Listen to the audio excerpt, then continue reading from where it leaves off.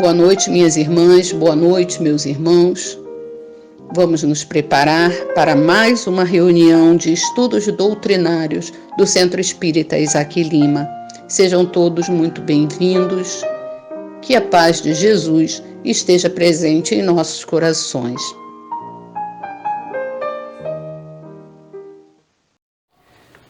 Aurora, de Gladstone Lage e Tim.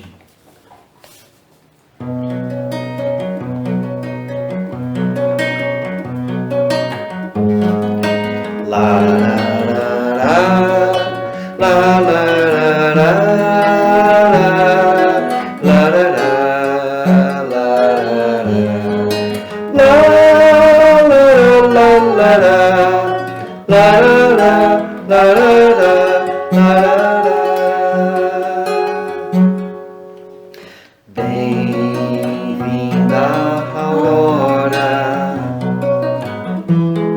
a terra sofreu noites convulsivas, verteu lágrimas, rangeu dentes, majestou-se,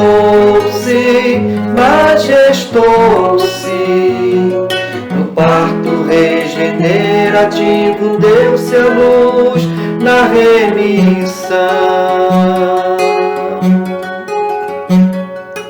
Bem-vinda, aurora,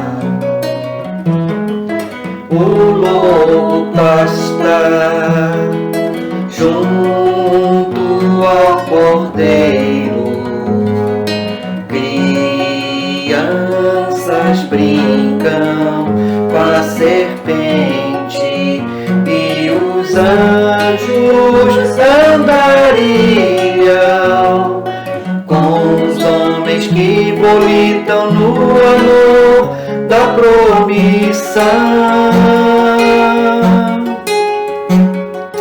Bem-vinda, alvorada, arder fazendo belo bom, entre florindo olhar, a aliança em Deus já não é só arco-íris, é comunhão. Bem-vindo dia, bem-vindo dia, bem-vinda luz, bem-vindo dia, bem-vindo dia, bem-vinda luz,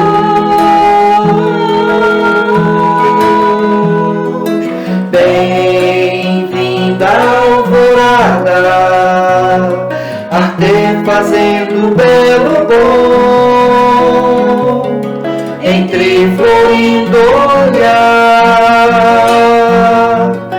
a aliança em Deus já não é só arco-íris, é comunhão. Bem-vindo dia, bem-vindo dia, bem-vinda luz, bem-vindo dia, bem-vindo dia, bem-vinda luz, bem-vinda aurora, bem-vinda aurora, bem-vinda luz, bem-vinda alvorada, bem-vinda alvorada, bem-vinda luz, bem-vinda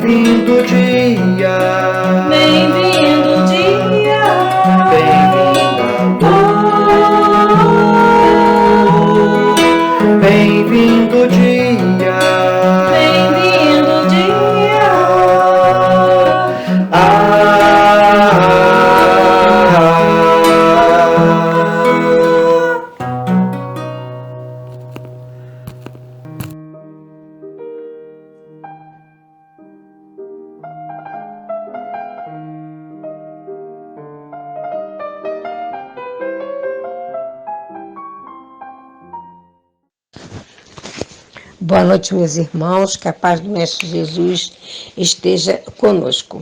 Do livro Vinha de Luz, capítulo 96, Diversidade. E há diversidade de operações, mas é o mesmo Deus que opera tudo e em todos. Primeira carta de Paulo aos Coríntios, capítulo 12, versículo 6. Sem a luz espiritual no caminho, reduz a experiência humana a complicado acervo de acontecimentos sem sentido. Distante da compreensão legítima, os corações fracos interpretam a vida por mera penitência expiatória, enquanto os cérebros fortes observam na luta planetária desordenada aventura. A peregrinação terrena, todavia, é curso preparatório para a vida mais completa. Cada espírito exercita-se no campo que lhe é próprio, dilatando a celeste herança de que é portador. A força divina está operando em todas as inteligências e superintendendo todos os trabalhos. É indispensável, portanto, guardarmos muito senso da obra evolutiva que preside aos fenômenos do universo. Não existe milagre de construção repentina do plano do espírito, como é impossível improvisar, de um momento para outro, qualquer edificação de valor na zona da matéria. O serviço da iluminação da mente, com a elevação dos sentimentos e raciocínios, demanda tempo, esforço, paciência e perseverança. Daí a multiplicidade de caracteres a se aprimorarem na oficina da vida humana. E é por isso mesmo a organização de classes, padrões e esferas em números infinitos, obedecendo aos superiores desígnios do Pai. É necessário, pois, que os discípulos da revelação nova, com o cristianismo redivivo, aprendam a valorizar a oportunidade de serviço de cada dia, sem inquietude, sem aflições. Todas as atividades terrestres enquadradas no bem procedem da orientação divina que aproveita cada um de nós outros, segundo a posição em que nos colocamos na ascensão espiritual. Toda tarefa respeitável e edificante é de origem celeste. Cada homem, cada mulher pode funcionar em campos diferentes. No entanto, em circunstâncias alguma, deveremos esquecer a indiscutível afirmação de Paulo, quando assevera que há diversidade de operações, mas é o mesmo Deus que opera tudo e em todos. Muita paz a todos.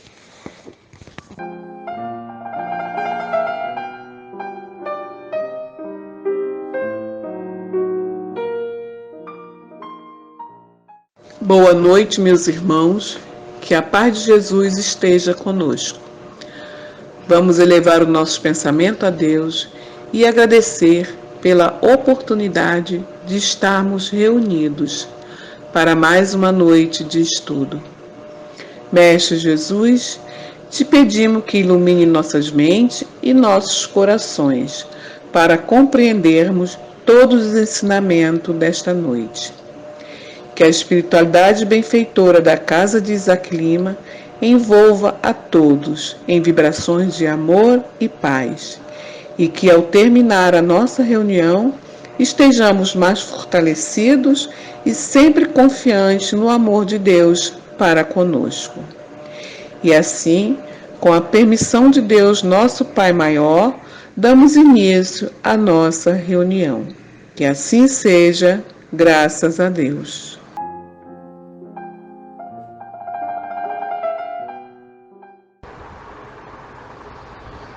Boa noite, meus irmãos, boa noite, minhas irmãs. Eu sou Matheus Castro e nós vamos dar início a mais uma noite de estudos a partir dessa casa tão abençoada, tão querida, que nos oportuniza esses momentos muito importantes de reflexão, ainda que virtualmente, né? Que é hoje, digamos, a maneira mais segura de podermos fazer essas reflexões coletivas. Mas, embora fisicamente separados, com a certeza e a convicção de que estamos juntos, em termos de pensamento, em termos de desejo, em termos de objetivo de caminhada espiritual. O nosso estudo de hoje, cujo tema é a questão da igualdade, né, é de um tema extremamente relevante, né, e que aflige muitas pessoas, sobretudo quando a gente está falando em um momento tão, digamos, dramático como esse, né, em que a gente tem passado por tantas questões tão complexas de entendermos. As questões das desigualdades, elas ficam muito expostas para nós e nos forçando a uma reflexão. A questão da igualdade, ela é tão importante, né, reconhecida até mesmo por Kardec, pela espiritualidade amiga, que ele se insere, quando a gente vai abrir lá o Livro dos Espíritos, no âmbito das leis, né, das leis morais. A gente vai abrir lá o Livrinho dos Espíritos nosso, vai procurar ali no sumário as leis morais e vai estar escrito lá, a lei de igualdade. Mas o que é importante a gente começar pensando é, o que é uma lei? Bem, a gente tem duas interpretações fundamentais. Tem a lei no campo jurídico, no campo do direito, né? Como, por exemplo, a questão da nossa Constituição, em que uma lei ela é uma regra que deve regir a maneira como as pessoas elas vão conviver. Caso alguma dessas leis seja quebrada, seja burlada por alguém, aquela pessoa que quebrou, que violou aquela lei, ela está sujeita a algum tipo de sanção, algum tipo de penalidade, que pode ser uma multa e pode ser até mesmo a prisão. Correto? Mas também a gente tem uma outra interpretação de lei que ela é muito importante, que são as leis no campo das ciências. A gente tem, por exemplo, as leis da gravidade, as leis de Newton, entre tantas outras leis da física, da química, da matemática, da biologia, das ciências sociais. Mas nesse caso, então, específico das ciências, o que é uma lei? A lei, ela é a representação de um fenômeno, que seria um acontecimento que ele tende a se repetir toda vez em que certas condições estão dadas.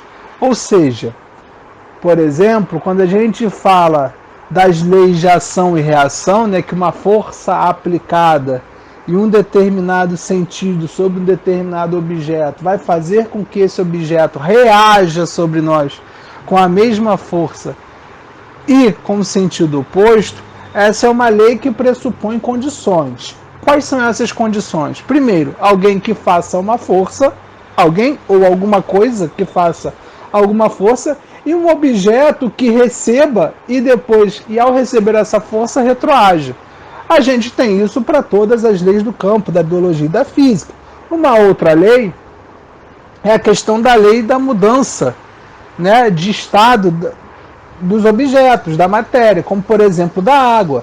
A água, numa temperatura menor que 0 graus, ela vai congelar, ela tende a congelar, correto? Ela tende a congelar, né? Sim. E a água, né, aquele líquido da água, uma temperatura maior que 100 graus, ele tende a ferver e depois evaporar, correto? São leis da física, né? Então, quando a gente vai lá no Livro dos Espíritos e olha aquela lei da igualdade, a gente se pergunta, ora, o que isso significa? Qual tipo de lei? Será que está nessas duas? É uma lei jurídica? É uma lei científica? Que tipo de lei é essa? E aí a gente tem uma resposta da espiritualidade. A lei de igualdade, ela se encontra em um conjunto de leis que são chamadas de divinas ou naturais, né?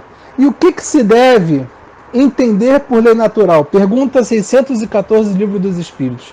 A lei natural é a lei de Deus. É a única verdadeira para, observa aqui, atenção máxima agora.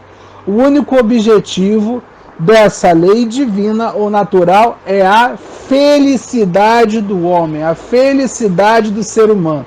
E vai reger o seu comportamento, vai dar os caminhos pelos quais os seres humanos devem agir, de maneira que, ao se aproximar do que é suposto por essa lei, as pessoas serão felizes, e ao se distanciarem e não cumprirem as prerrogativas dessa lei divina, as pessoas não ficarão felizes, né? E essa lei, mas essa lei ela muda com o passar do tempo? Pergunta 615. Não, ela é eterna e imutável como o próprio Deus. Dessa maneira, a gente vê que a lei da igualdade é uma lei divina, logo ela é uma lei imutável, né? E o seu objetivo supremo, o seu objetivo máximo é contribuir para a caminhada humana e, ao fazer com que o ser humano se aperfeiçoe, ele possa também ser feliz. Então a gente vê que tem dois aspectos aí. O primeiro, tem um componente moral. Ela é uma lei que serve como regra de conduta para o ser humano. Ponto 1. Mas também tem um caráter científico. Por ser uma lei natural, né, ela é uma lei que, se a pessoa cumprir aquilo dali, né, cumprir o que ela diz, ela vai ter um resultado. Se ela não cumprir, vai ter outro tipo de resultado. Logo, ela é uma lei que ela tem por base a moralidade, mas a moralidade entendida de uma maneira científica, como foi a sistematização científica da obra de Allan Kardec, né? Então, e as leis divinas, e isso é determinante para que a gente entenda, são leis cuja aplicação, cuja existência, elas se constroem com base o quê? Com base nos atributos divinos. Ora, se a gente entende que Deus é a inteligência suprema, a perfeição máxima, o amor absoluto, todas as qualidades que nós vemos e muitas das quais nós ainda não entendemos, elevadas à sua máxima perfeição, à sua máxima potência, logo essas leis elas são o quê? Uma expressão, uma manifestação dessas qualidades. Cada lei divina é uma expressão do seu amor, da sua bondade, da sua justiça, né? Então, a gente vai partir desse pressuposto. Então, vamos lá, vamos discutir a igualdade. E a gente já começa com a pergunta bem, né, quente de Kardec para a espiritualidade, que é a pergunta 803. Perante Deus, são iguais todos os homens? E aí a espiritualidade responde da seguinte maneira: sim, todos tendem para o mesmo fim e Deus fez suas leis para todos. Dizeis frequentemente, o sol luz para todos, ou seja, o sol brilha para todos. E enunciais assim uma verdade maior e mais geral do que pensais. Todos os homens estão submetidos às mesmas leis da natureza. Todos nascem igualmente fracos, acham-se sujeitos às mesmas dores e o corpo do rico se destrói como o do pobre. Deus a nenhum homem concedeu superioridade natural, nem pelo nascimento, nem pela morte. Todos, aos seus olhos, são iguais. Dessa maneira, né, a prova central da justiça e do amor divino com relação à questão da igualdade é que todos estão sujeitos às mesmas leis. Não há nenhum tipo de predileção, ou seja, Deus não tem privilégios, Deus não concede privilégios para ninguém, Deus não tem pessoas prediletas, né? E para todos, para todas as pessoas, sempre poderemos, quando nos colocarmos em condição, receber os auxílios da espiritualidade, que são digamos, as intercessoras de Deus junto a nós. Todos nos poderemos aproximar de Deus a partir dessa perspectiva da igualdade. Todos nos aproximaremos de Deus à medida que caminharmos segundo as suas leis. E se as suas leis estão sujeitas para todas as pessoas, cabe a nós nos localizarmos, né? Essa localização nossa e essa caminhada, esse esforço da nossa caminhada. Mas aí vem a pergunta seguinte, né, que deixa mais ou menos a seguinte ideia: por que as pessoas elas possuem diferentes aptidões, diferentes qualidades, diferentes talentos, capacidades, se são todas iguais? Se foram todas criadas simples e ignorantes? Aí a resposta é muito taxativa. Deus criou iguais todos os espíritos, mas cada um destes vive há mais ou menos tempo e, conseguintemente, tem feito maior ou menor soma de aquisições. A diferença entre eles está na diversidade dos graus da experiência alcançada e da vontade com que obram, vontade que é o livre-arbítrio. Daí, o se aperfeiçoarem uns mais rapidamente do que outros, o que lhes dá aptidões diversas. Ora, minha irmã, meu irmão que está ouvindo o estudo de hoje, as diferenças que os sujeitos possuem entre si, elas são decorrentes, em primeiro lugar, do tempo em que cada espírito foi criado. Por exemplo, a gente vê que, um exemplo, né, Jesus, a nossa principal referência, né? Jesus, há bilhões de anos atrás, quando a gente tinha algum tipo de perspectiva de criação do orbe terrestre, Jesus já era um espírito perfeito que participou ativamente na construção da Terra. Vamos lá, é a mesma coisa, então, ele teve condições de galgar isso, às vezes até mesmo durante o nosso processo, nosso próprio processo de criação enquanto espíritos, e ele já estava lá operando. Isso quer dizer que Deus escolheu ele antes de nós? Não. Isso só quer dizer o seguinte: Jesus foi criado antes de nós, teve oportunidades antes de nós e, por seus méritos em aproveitar essas oportunidades, galgou ao ponto de se tornar um espírito perfeito. E não à toa o que ele nos diz? O que ele nos diz nos seus ensinamentos? Vós sois deuses, podeis fazer o que faço e muito mais. Se isso não é um reconhecimento de que, 1, Deus não estabelece prediletos, e 2, que somos todos iguais, com iguais potencialidades, se isso não é a expressão dessa máxima da igualdade, a gente tem que buscar a nossa própria reflexão, né?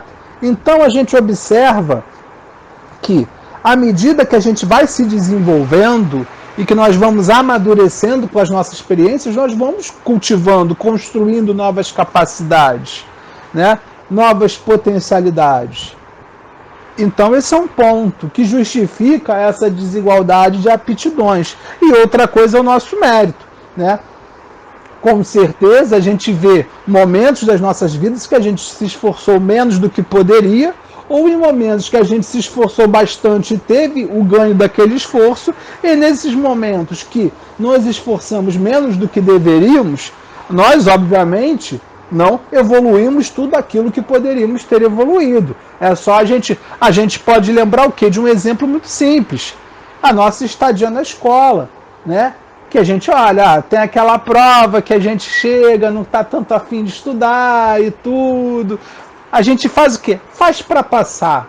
Aí a gente vai lá, estuda um pouquinho para garantir, né, aquela nota mais básica para poder passar. A gente foi e fez para passar e passou. Aprendeu tudo que podia aprender? Não. Em compensação, aquela prova que a gente foi, se dedicou, estudou muito e tudo, ali, e a gente saiu e aprendeu, e muitas vezes a gente até hoje não esqueceu aquilo que a gente aprendeu na escola, naquela prova que a gente se dedicou tanto. Então, a espiritualidade está falando mais ou menos disso, né? Outra questão fundamental que está presente na lei de igualdade, e ela não é uma lei isolada das outras, é que, ora, vamos lá, vamos pensar na perspectiva de justiça humana. Ora, se as pessoas elas são criadas todas da mesma maneira, então o esforço, a sua evolução vai depender de cada um. Quem quiser se esforça e evolui, quem não quiser, problema, né? Mas será que Deus pensou assim? Deus que é todo amor e bondade? Não. Mesmo nessa lei da igualdade, ele botou uma outra leizinha aí muito legal, a lei da caridade, em que ele coloca que a condição para que um espírito possa evoluir é o auxílio do seu irmão que hoje se encontra em posição inferior. Ou seja, né, nós temos uma igualdade na diferença. Por quê? Somos diferentes. Um espírito já caminhou mais do que o outro.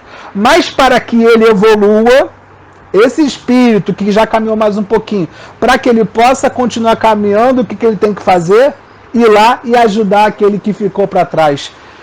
Fazendo assim, estimulando cada vez mais a fraternidade, a igualdade, a solidariedade. Né? Então, mesmo nessa lei da igualdade, e mesmo se a gente fosse pensar numa perspectiva até mesmo de justiça, ora, é correto que cada um consiga galgar de acordo com seus méritos, mas mesmo assim Deus ainda colocou um componente fundamental.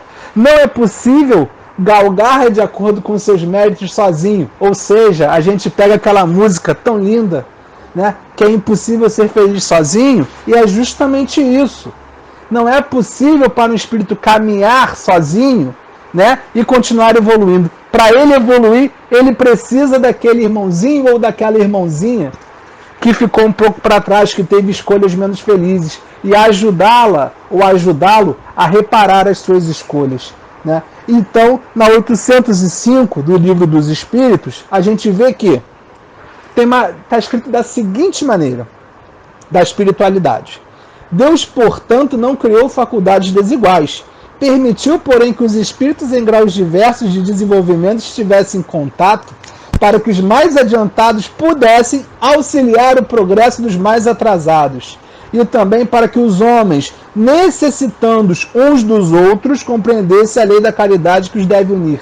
Os homens necessitando uns dos outros. O espírito que caminhou mais necessita, para ser feliz, do espírito que caminhou menos, do espírito mais atrasado. Então, isso é extremamente relevante. Mas, quando a gente olha para a nossa sociedade, né, e a gente vê, assim, não, tudo bem, tem uma desigualdade de aptidões, tem uma desigualdade de métodos, mas será que essa desigualdade toda que existe na nossa sociedade, sobretudo com relação aos recursos financeiros que cada pessoa possui, ela é correta? Será que foi Deus que quis assim?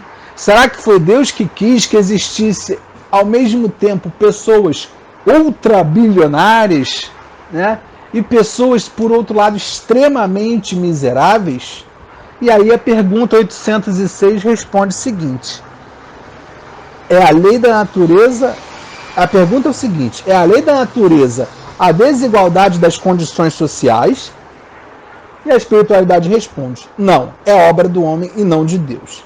E aí Kardec pergunta: mas essa desigualdade algum dia desaparecerá?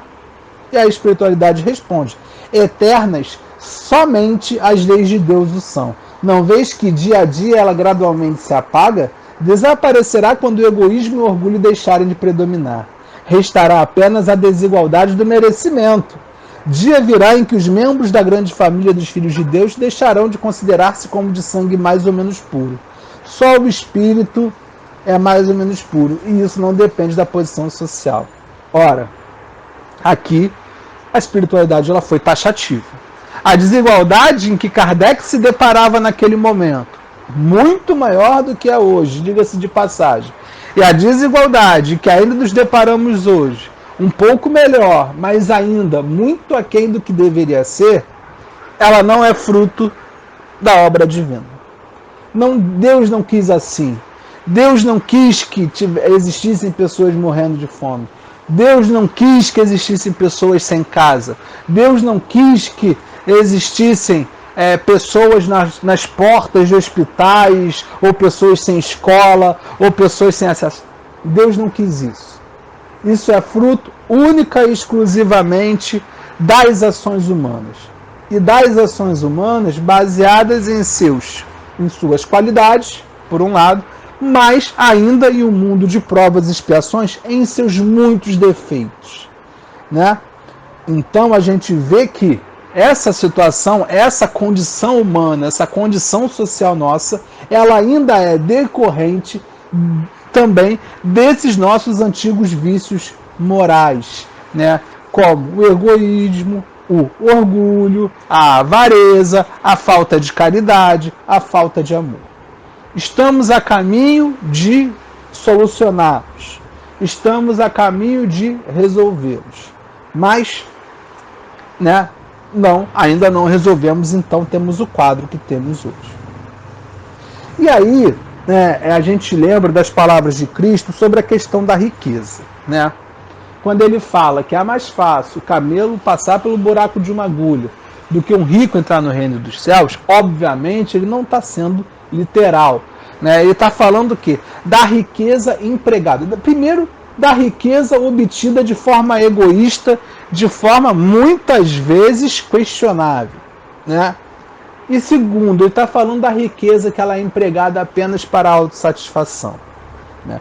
O que ele coloca, na verdade, é uma denúncia de que o excesso de riqueza em geral, ele é acumulado de maneira ilegítima, às custas de alguns atos escusos, às custas da exploração de outras pessoas, né? Como nos diz a 808.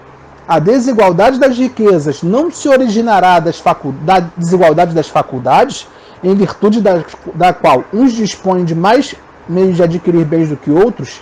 Sim e não. Da velhacaria e do roubo que dizes, responde a espiritualidade. E aí Kardec pergunta de novo, mas a riqueza herdada não é fruto de paixões mais? E a espiritualidade responde, que sabes a esse respeito? Busca a fonte de tal riqueza e verás que nem sempre é pura. Sabes, porventura, se não se originou de uma espoliação ou de uma injustiça? Mesmo, porém, sem falar da origem que pode ser má? Acreditas que a cobiça da riqueza, ainda quando bem adquirida, os desejos secretos de possuí-lo o mais depressa possível, sejam sentimentos louváveis? Isso que Deus julga, e te asseguro que o seu juízo é mais severo que o dos homens. Ora, então a gente tem aí um problema, né? Porque não há possibilidade, né, como foi colocada, de esse pensamento avaro do acumular, do enriquecer pelo enriquecer e tudo, isso resultar em coisa, isso ser produtivo para aquele sujeito. Por mais que possa gerar algum tipo de benefício social, quando a gente pensa no âmbito geral, para aquela pessoa ali, para aquele sujeito, não há mérito naquilo, né?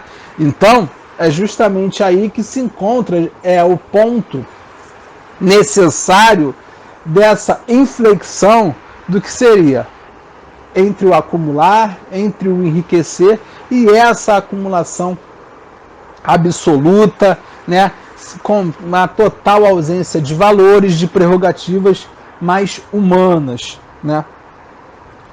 E dessa maneira a gente vai caminhando e a gente pergunta, né? Aí a gente vem algumas explicações que Kardec dá. E pela questão das provas, a miséria e a riqueza, elas constituem provas para as pessoas, né? E como é que isso se localiza? A resposta é muito simples, né? Muitas vezes a riqueza ela é uma prova mais difícil de ser superada do que a miséria, né?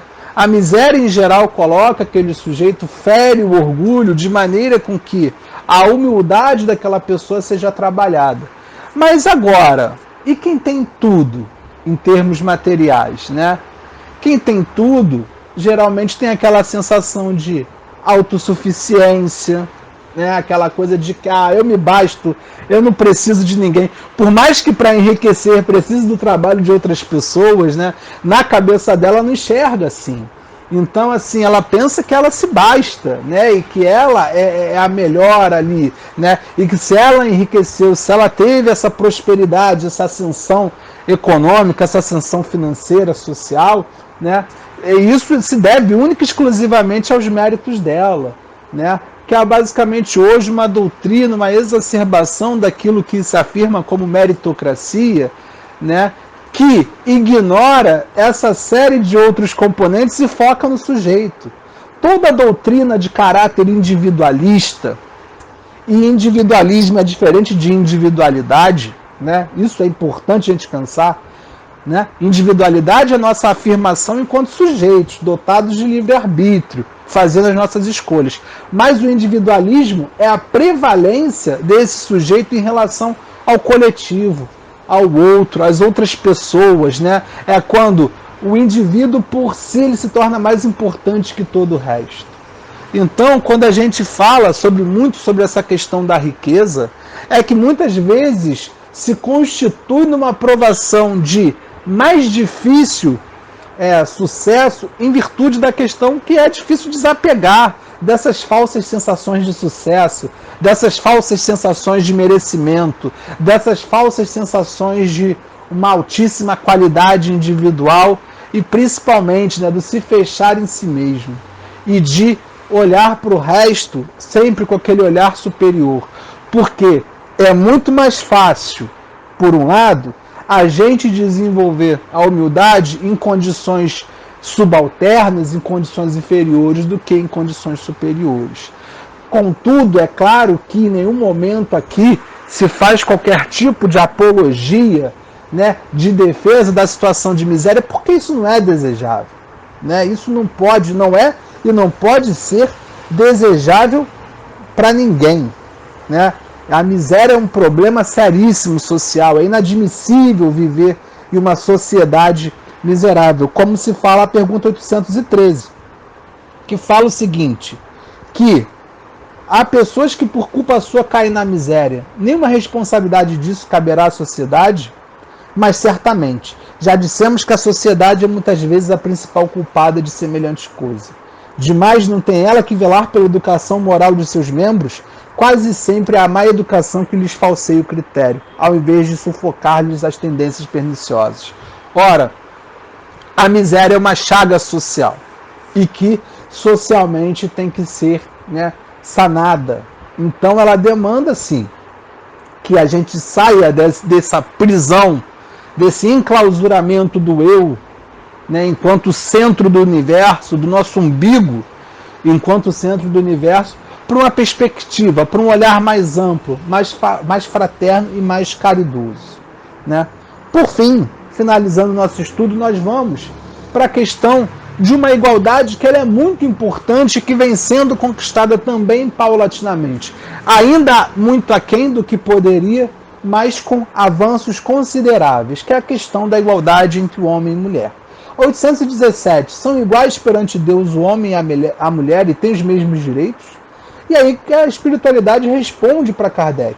Não outorgou Deus a ambos a inteligência do bem e do mal e da faculdade de progredir? Ora, aí está tudo. Deus e a mulher, o homem e a mulher sendo criados da mesma posição, na mesma condição, sendo que o espírito não tem sexo, né? Essa é a questão fundamental. Ocupar o corpo de mulher, ocupar a condição de homem, vai variar de acordo com as necessidades reencarnatórias.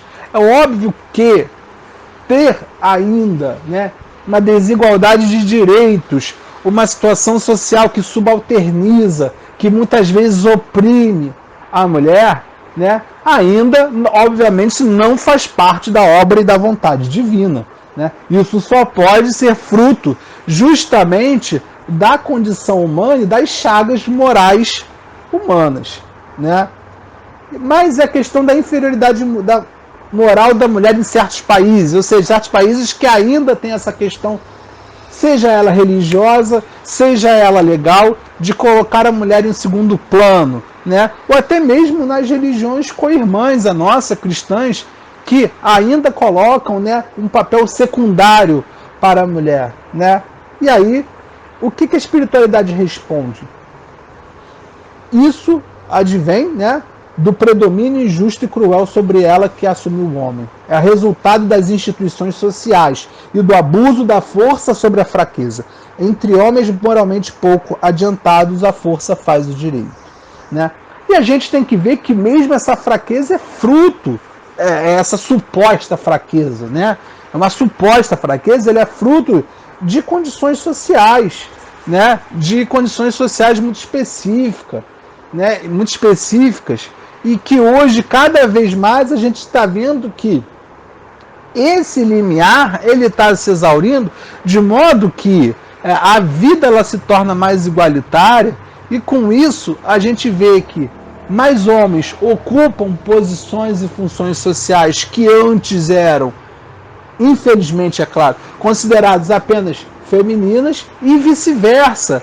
E a gente percebe que as diferenças, né, elas tendem a diminuir no sentido do tratamento, no sentido do prestígio social, Embora reconheça-se as particularidades que cada um vai possuir e que, justamente pensando numa perspectiva mais ampla que a espiritualidade nos mostra, que ocupar um corpo masculino, ocupar um corpo feminino, virá de acordo com a necessidade de desenvolver certas características, ocupar certas condições ali, né? Mas que isso tende a se tornar cada vez menos determinante da condição social de vida que aquela pessoa possui, né? E por fim, e a última questão de igualdade, Kardec coloca uma questão, né? É a questão da igualdade no momento da morte. Né? E por que assim? Entender por que Kardec ele coloca esse tipo de coisa. Porque é muito comum, né? Era muito mais comum, mas hoje ainda é um pouco, o pensar que ao reservar, né, aquela lápide, aquele espaço nobre no cemitério, de ter aquela missa abarrotada de gente, né? Basicamente, vamos trocando em miúdos, né? Basicamente, você comprar, digamos, aquela condição privilegiada no ato da morte geraria alguma diferença para o indivíduo, né, na sua condição espiritual. Né? Então a gente teve essa falsa ideia, a ideia até hoje, que ainda tem, infelizmente, algumas correntes religiosas co-irmãs, que é possível comprar objetos sagrados que vão lhe garantir privilégios no céu, é possível comprar escrituras de terrenos no céu, né? E aí o que Kardec nos coloca, né? Que assim, e a espiritualidade coloca para Kardec, né? Quando ele questiona sobre a igualdade no túmulo, né? A igualdade no momento da morte, né? A espiritualidade ela coloca que a nossa condição espiritual, independentemente de questões externas, se a tua missa foi cheia ou vazia, para quem tem a missa para a questão do enterro, né? Independente se você vai ter um caixão multimilionário, independente se você comprou um terreno ou não no céu, independente disso, a sua condição espiritual decorre única e exclusivamente da sua condição moral, das suas boas e más ações, dos seus bons e maus pensamentos, né? Então, né, que não é qualquer tipo de bem material que se possua, até mesmo a escritura de bens materiais no mundo espiritual, que vão garantir qualquer tipo de benesse após o desencarne. Aí, para finalizar, qual é a frase? O túmulo é o ponto de reunião de todos os homens. Aí terminam inelutavelmente todas as distinções humanas. Em vão, tenta o rico perpetuar a sua memória, mandando erigir faustosos monumentos. O tempo os destruirá como lhe consumirá o corpo. Assim o quer a natureza. Menos perecível do que seu túmulo será a lembrança de suas ações boas e más. A pompa dos funerais não o limpará de suas torpezas, nem o fará subir um degrau que seja na hierarquia espiritual. Nesse momento, a espiritualidade ela foi contundente, né? Em que, e a gente retoma o início para poder finalizar, né? O que nos diferencia em nossa igualdade é a nossa vontade, as nossas escolhas, as nossas ações. Isto é, o nosso livre-arbítrio. A partir do momento que conseguimos seguir as leis divinas, exercendo bem, utilizando bem o nosso livre-arbítrio, por meio de boas ações, exercendo o amor, exercendo a fraternidade, a solidariedade, a caridade, sendo humildes, né? É isso que vai fazer caminharmos mais ou menos, né? E perante isso todos somos iguais, porque estamos todos e todas agindo sob as mesmas leis e com sempre o amparo e o auxílio da espiritualidade amiga, fazendo velar que, apesar de haver leis que por si só são extremamente justas, mesmo diante da máxima justiça de suas leis, o nosso Pai nunca nos desampara, nunca nos deixa sós. Sempre coloca, quando nós assim quisermos, e assim nos colocarmos em condições, recebermos todo o auxílio da espiritualidade para que consigamos, a cada dia que passa, dar um passo a mais na nossa caminhada evolutiva. Muito obrigado, meus irmãos, muito obrigado, minhas irmãs, pela oportunidade do estudo de hoje e que possamos ficar em muita paz, com muita luz e com muita serenidade e levarmos isso para o resto, né, dos nossos dias, das nossas experiências, pensando sempre no nosso Pai, né, como um exemplo maior de amor, e é para lá que a gente tem que mirar a nossa caminhada.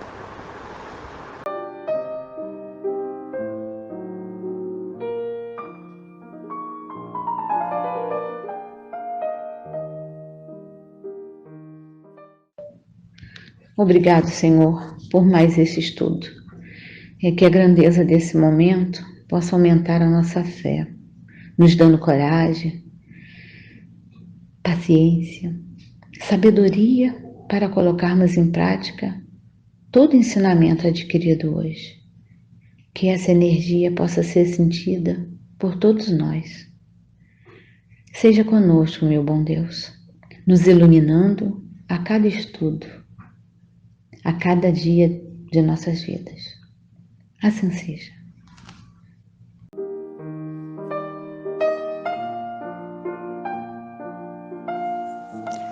Prezadas irmãs, prezados irmãos, ao final desta reunião, nós agradecemos a todos os que nos ouviram, agradecemos a todos os companheiros e companheiras que colaboraram para que essa reunião fosse feita.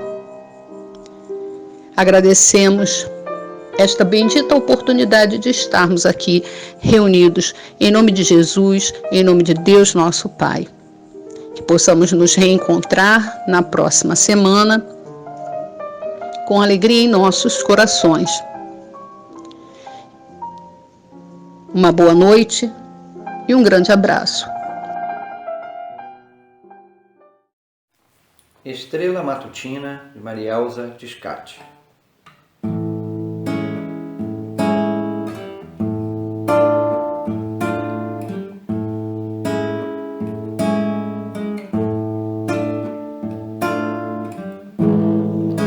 Seu coração é uma estrela matutina de suave luz que clareia, ilumina. Olhe pra dentro de você, olhe pra dentro de você, descubra o brilho do amor, descubra o brilho do amor, acenda a sua